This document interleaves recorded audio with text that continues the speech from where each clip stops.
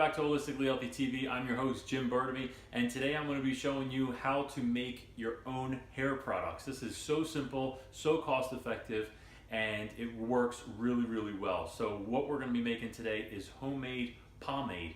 And guys and girls, women, men, everybody can use this product because you can adjust the ratio to the ingredients of how much hold you want in your hair, if you want a little less hold or a little stiffer hold.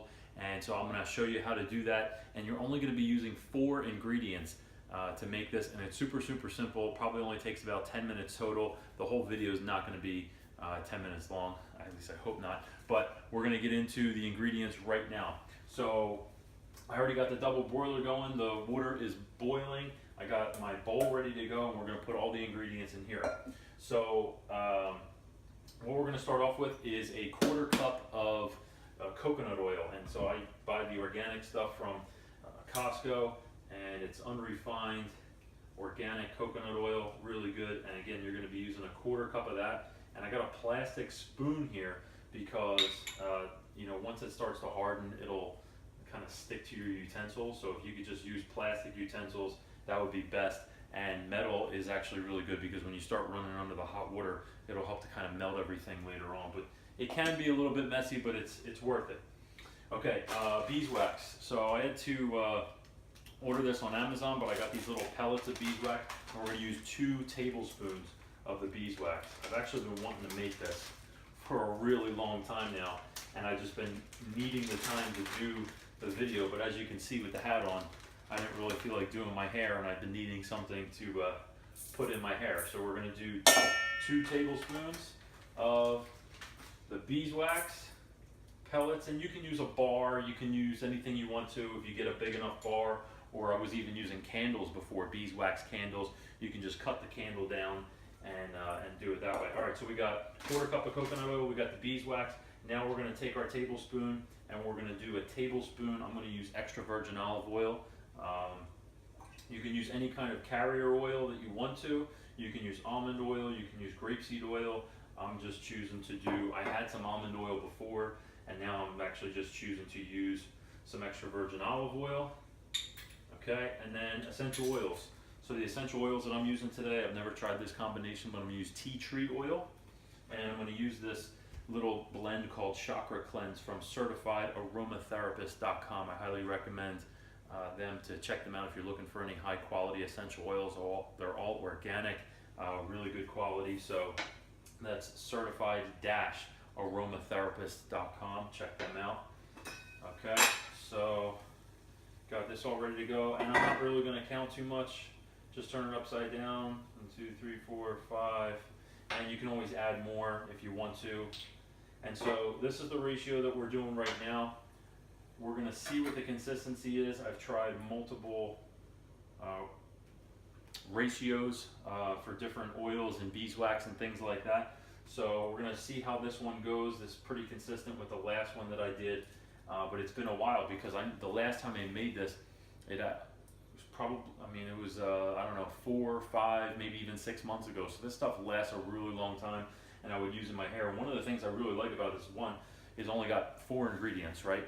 But if you don't want to wash your hair every single night before you go to bed because of all the chemicals that are in your hair, you think of all the chemicals that are in hair products, whether it's hairsprays, putty, creams, gels, whatever you're using. This stuff is all natural, 100% organic ingredients.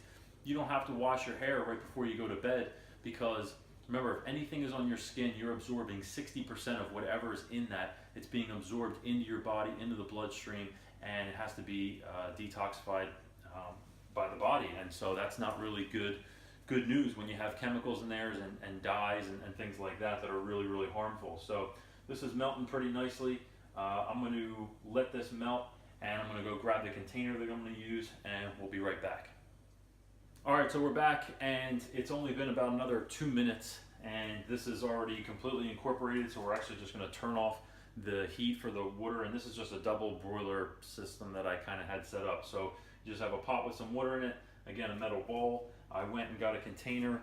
This is what I'm going to use. It's an old container that I've actually been using for a while, just plastic.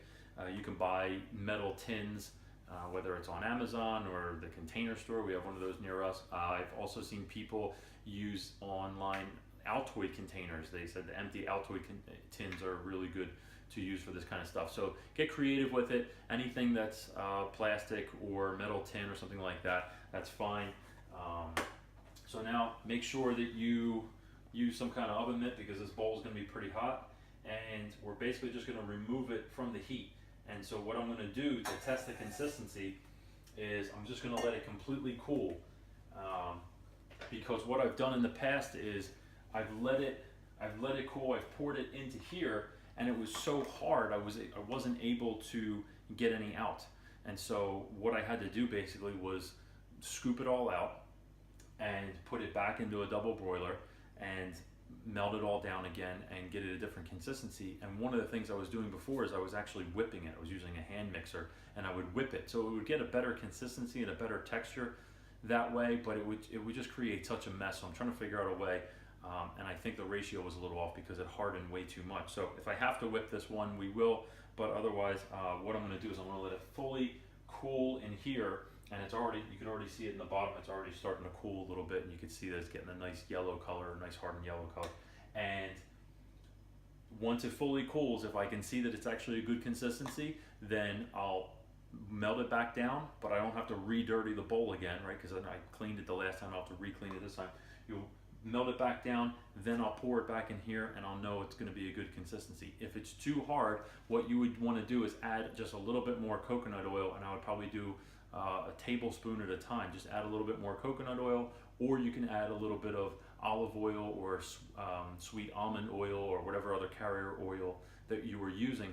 So you can add just a little bit more oil, because the beeswax is really what makes it hard, you know. So add a little bit more oil if it's too stiff for you and you want it a little thinner consistency. And if you don't want it as greasy, then you can always use shea butter instead of coconut oil. So you can always substitute the shea butter for coconut oil. And that's actually what I did previously. I've done it with the coconut oil before. I didn't really find that it was too greasy for me, so I just went back to using that since I have plenty of it. So we're gonna see how it cools. We'll be right back. All right, so we're back. It's probably been about 10 minutes or so, and it's fully hardened. It still just feels a little warm in the center, but the bowl is nice and cool, and I've been working it around with the spoon here. It's got a nice consistency to it. Doesn't feel too hard where you can't get your finger in there, so I like it. What I'm gonna do is just melt it back down, put it on the pot, heat it back up, melt it down, and then I'm gonna put it into my container. And then when it cools, it still should be the same consistency. So if you want yours a little stiffer because you want a little bit more of a hold, add some beeswax to it. If you want it a little thinner, add a little bit more olive oil and or coconut oil to it, and just do it a little bit at a time so it doesn't become too thin and it's back and forth with this, you know, oil and beeswax mixture. But use the ratio that I gave you to start off with, and I think you'll like that. So I'm going to put this back on there, and I'll be able to use it and take this off and see how it works.